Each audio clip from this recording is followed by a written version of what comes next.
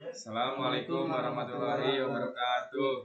Perkenalkan, nama saya Isep Tadi Kurniawan dengan NIM 202201200054. Nama saya Yusuf Hujan dengan NIM 202201200049.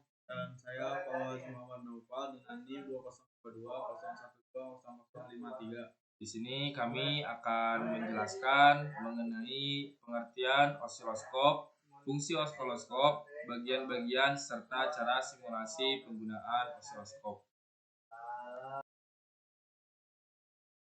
Osiloskop adalah alat ukur elektronik yang berfungsi untuk memproyeksikan frekuensi dan sinyal listrik dalam bentuk grafik. Tujuannya agar nilainya dapat terbaca serta dapat dinyatakan dalam satuan tertentu. Nah, tentu saja proses akhirnya indikator kerjanya dapat lebih mudah dianalisis. Pada alat osiloskop, kita dapat melihat bagian nilai suatu gelombang serta frekuensi listrik dari sebuah rangkaian elektronika. Dalam tampilan grafiknya, kita akan melihat adanya dua sumbu yang digunakan. Dua sumbu tersebut yakni sumbu X untuk waktu dan sumbu Y untuk tegangan. Manfaat dan fungsi osiloskop.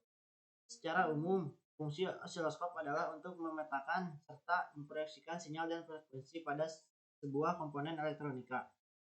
Dengan begitu, nilai tegangan dan frekuensinya dapat dianalisis baik dalam bentuk grafik ataupun digital.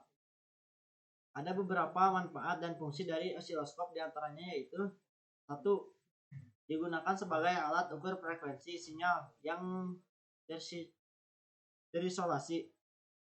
2. Digunakan sebagai alat ukur untuk mengetahui tegangan listrik dan realisasinya terhadap waktu. 3. Osiloskop bisa membantu membedakan mana arus AC dan arus DC yang terdapat pada perangkat elektronik. Osiloskop bisa difungsikan untuk melakukan cek sinyal dalam rangkaian elektronik. Osiloskop berfungsi untuk melakukan cek noise dalam sebuah rangkaian elektronik. Osiloskop digunakan untuk menghitung adanya perubahan aliran fase pada sinyal input. Osiloskop bisa digunakan sebagai alat atur amplitudo radiasi dengan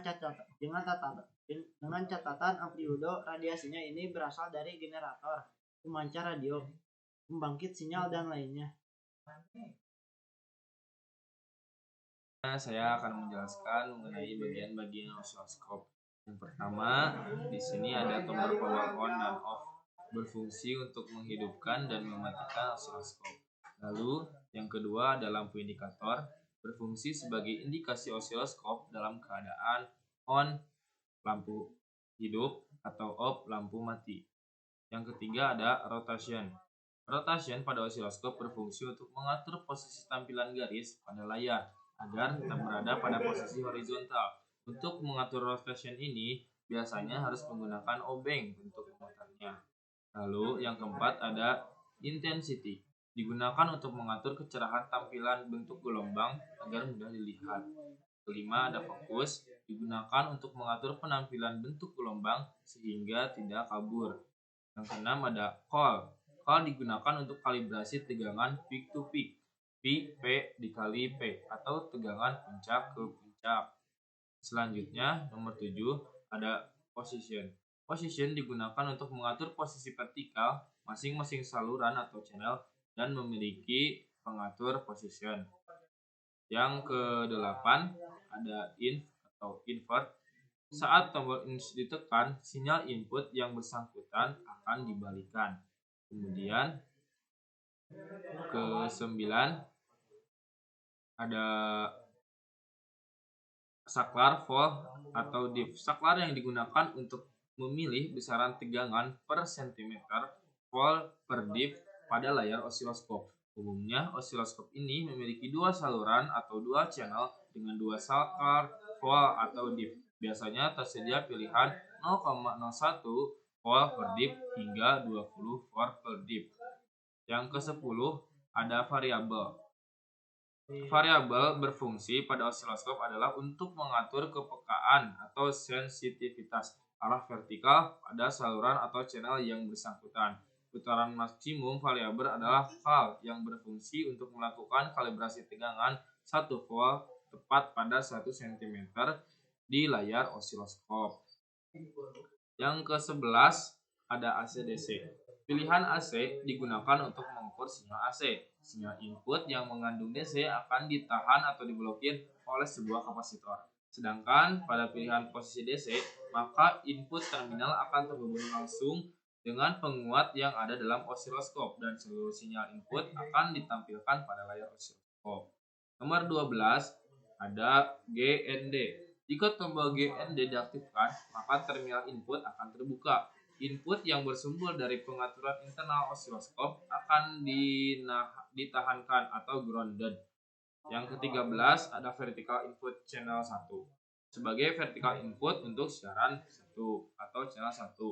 Ke-14 vertical input CH2 sebagai vertical input untuk saluran 2 atau channel 2.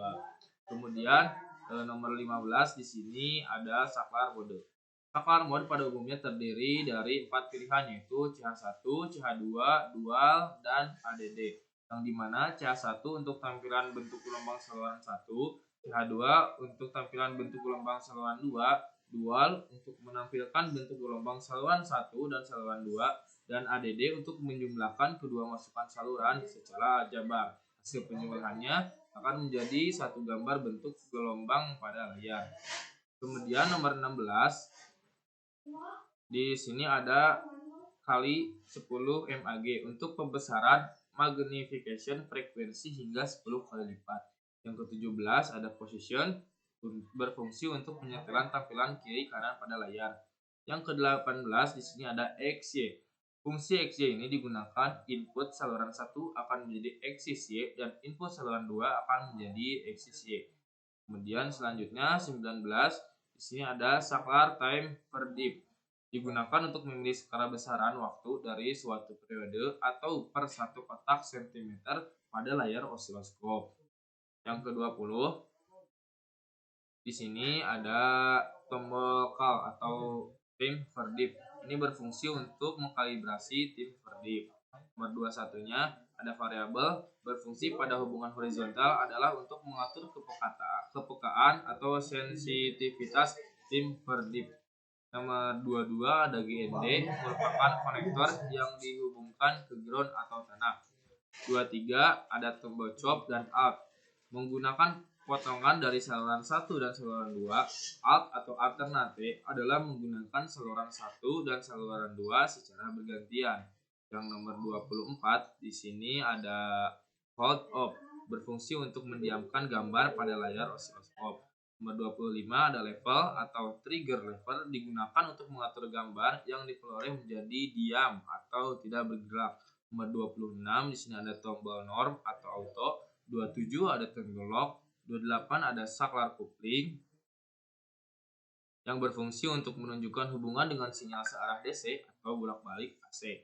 Yang nomor 29 ada saklar source berfungsi untuk penyesuai pemilih sinyal. 30 ada trigger ALT, 31 ada slope, dan 32 ada EXT trigger yang dikendalikan dari rangkaian di luar osiloskop. Selanjutnya, di sini saya akan menjelaskan bagian-bagian penampilan pada layar atau display. Yang pertama, di sini ada A yaitu layar osiloskop, ada B trans atau garis yang digambar oleh osiloskop yang mewakili sinyal, dan C ada garis green horizontal, dan D ada garis green vertikal, dan yang terakhir ada E garis tengah horizontal dan vertikal.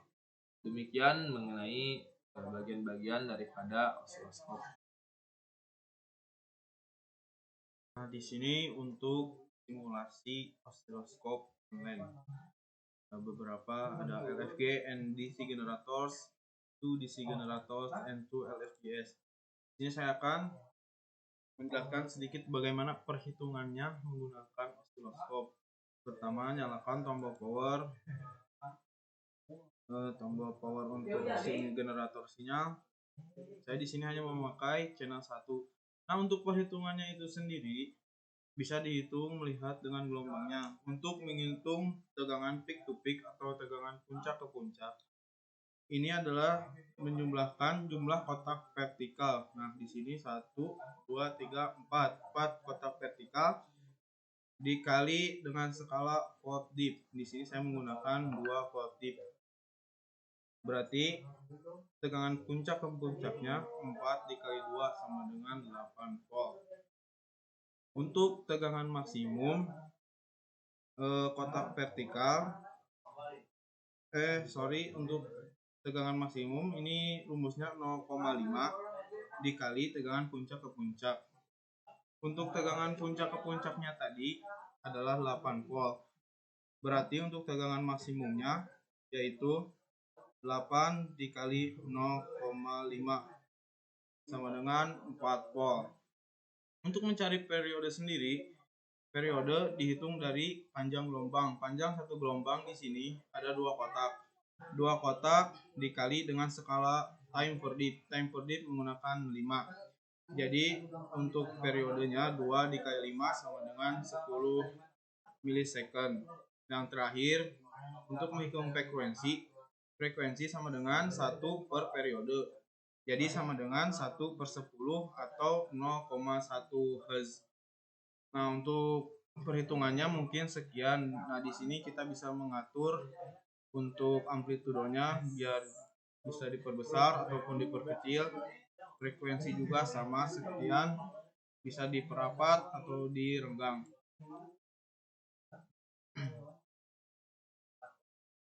Nah, mungkin sekian untuk mensimulasikan osiloskop. Sekian dari kita. Wassalamualaikum Warahmatullahi wabarakatuh. So we can be free.